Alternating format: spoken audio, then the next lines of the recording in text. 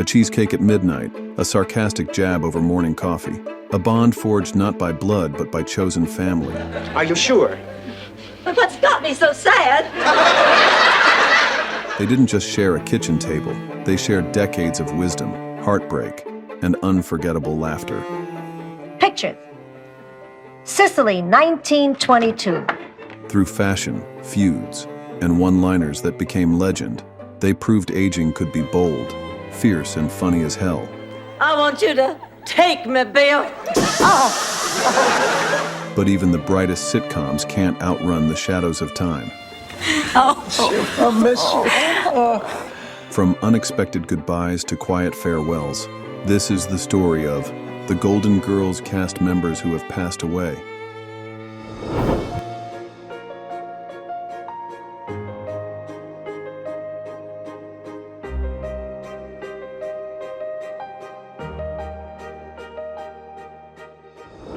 You know that little firecracker on the Golden Girls who could cut you down with a look and a one-liner? That was Estelle Getty.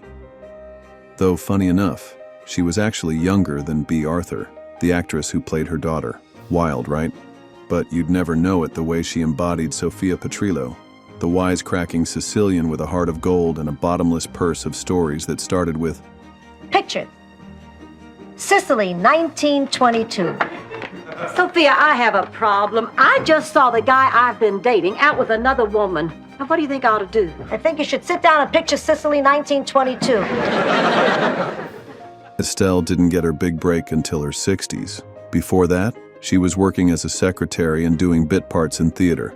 But when the Golden Girls hit in 1985, everything changed. Suddenly, she wasn't just acting, she was stealing scenes. Her timing, her sass, that voice. It was lightning in a bottle. I think there's a connection between your brain and wallpaper paste.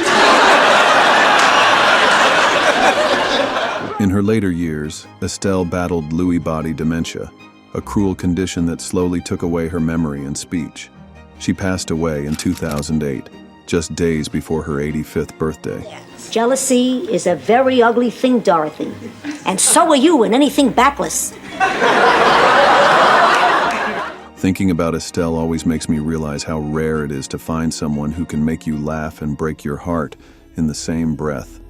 Rest easy, Estelle. You'll always be our Sophia.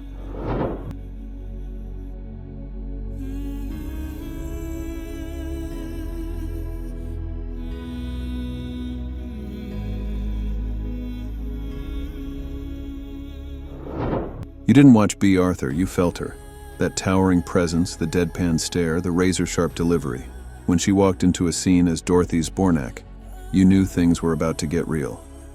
She wasn't just a comedian, she was a force. Dry wit, no-nonsense attitude, and underneath it all, a vulnerability that made her unforgettable. Rose, that is a happy woman in there. Now, I want you to promise that you will not say anything. Do you promise? Do you promise?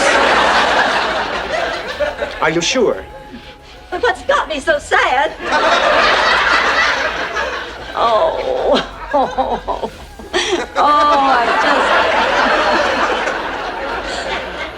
But Bea was already a trailblazer long before the Golden Girls. In the 70s, she starred in Maude, a show that tackled abortion, race, feminism, you name it, and she did it all with guts and grace, pushing boundaries on primetime television when few dared.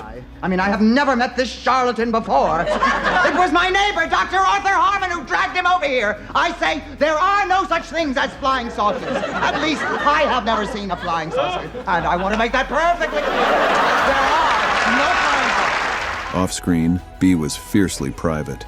A decorated Marine during World War II, yep, look it up, a Broadway star and a tireless advocate for LGBTQ+ rights. She wasn't loud about it, just quietly powerful like always. If he walked into my life. In 2009, she died of cancer at 86. And when she left, it felt like the end of an era. The sarcasm, the strength, that unmistakable voice.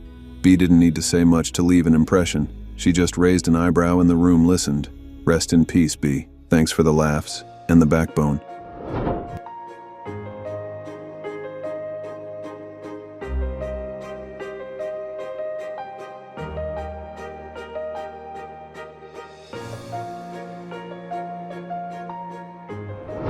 She wasn't just Blanche Devereaux. She was Southern charm wrapped in silk robes and sass. Rue McClanahan brought a bold kind of confidence to the Golden Girls that made Blanche unforgettable.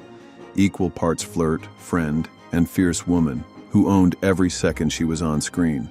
But what a lot of folks don't know is that Rue was nothing like the man-hungry character she played. She was a soft-spoken, deeply thoughtful woman who cared deeply about animals, civil rights, and the arts. With just enough water to barely cover my perky bosoms.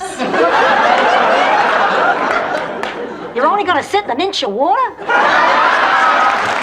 Born in Oklahoma, Rue had a long career on stage and TV before she hit it big with the Golden Girls. She and B. Arthur had worked together on Maude, so when the show came along, there was already a spark. And man, did she shine. I happened to look at my passport picture, and then I glanced up and I saw the picture of the cab driver. Maud, I was the spitting image of Leo Pilsudski. In 2010, Rue died from a massive stroke at 76. Just like that, we lost another piece of what made that golden cast so special.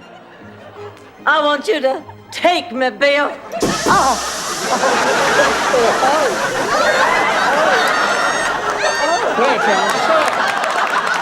Blanche may have strutted through life like she owned the world, but Rue gave her heart and soul to every role. She made us laugh, made us blush, and made us care. Rest in peace, Rue. You'll always be the belle of our ball.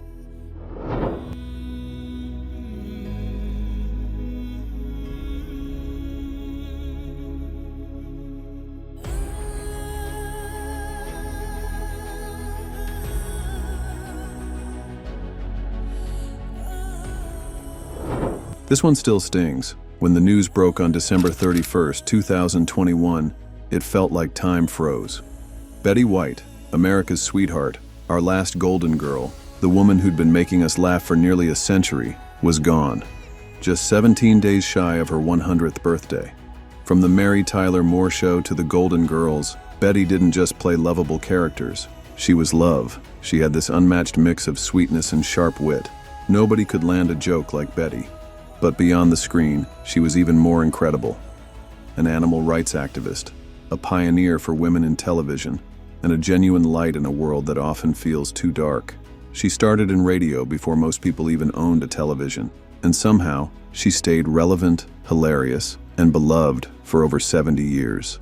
That kind of legacy, it's almost unheard of, but that was Betty. Timeless. So most of the time they just sat around the jailhouse and took pictures of each other behind the bars in goofy poses. She passed peacefully in her sleep, a quiet end to a life that brought joy to millions. We lost more than a star that day. We lost a part of what made Hollywood golden. Rest easy, Betty. Thank you for being a friend and so much more. Their stories made television history. But behind every laugh track was a real life, full of triumphs, heartbreak, and humanity.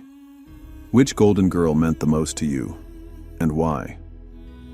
As we remember these iconic women, we're reminded, aging with grace doesn't mean fading quietly.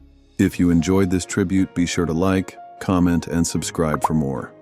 And join us next time as we look back at more unforgettable stars from TV's golden era. Thank you for watching.